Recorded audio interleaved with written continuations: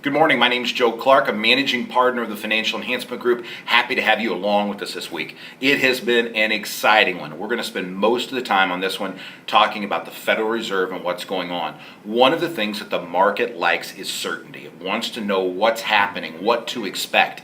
A couple of the distortions, or what we call disruptions, that were taking place in our allocations the last 2 or 3 months were what was happening with the Federal Reserve. We can start with sequestration, a debt ceiling argument that was coming, who was going to be the Federal Reserve chairman, and last but not least, the most important Fed meeting of the year, or so it was billed, this Wednesday, was what the Federal Reserve was going to do regarding tapering. Well, let's start.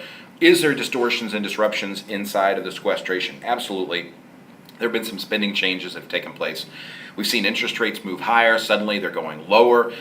We watched over the last weekend the Federal Reserve chairman battle change up a little bit. The economists really wanted Janet Yellen. Wall Street tended to believe it was going to be Larry Summers based on things that the president had said. Summers withdrew his application last week, and now here we sit. The tapering has come and gone. They're not doing anything, which means the Federal Reserve is going to continue to put $85 billion a month into the system. Remember, whether you like that or dislike that politically, emotionally, financially, fiscally, however, it doesn't matter. It drove the market higher. And we have to be able to separate what we believe is right from how a market will respond. And the market took it very positively, as you'll be able to see from Wednesday's close. The tapering, what this was all about, was the QE programs, the qualitative and quantitative easing, where the Federal Reserve was trying to put money in the system with the hopes that people would borrow more money. You would see some inflation and some asset price appreciation, especially in housing. What you've seen is huge appreciation inside of the equity world. Now, interestingly enough, what's happened so far, and we talked about this on the Market Carver a few weeks back, is there has been a shift from domestic equities into the international equities, back into the emerging markets. That is a very, very important thing. If you don't understand how that fits into your portfolio, we would be more than happy to sit down with you, have a cup of coffee, and talk about some of these conversations. And as friends of the firm, I will remind you, the market has had a huge move the last 12 months.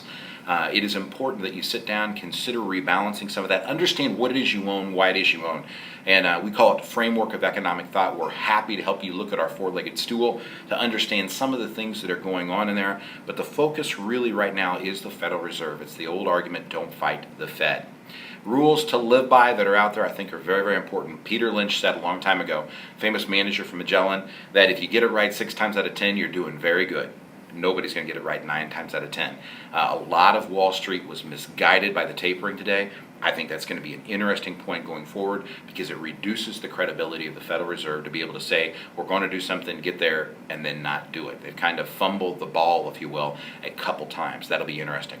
For more like this, if you'd like to tune into our radio show Saturday morning on 9 to 10 on WQME, 10 to 11 Sunday morning on Shine 99, we're happy to have you. You can always find our newspaper column on our website, or of course on the cover of the business section of the Anderson Herald Bulletin on Saturday mornings.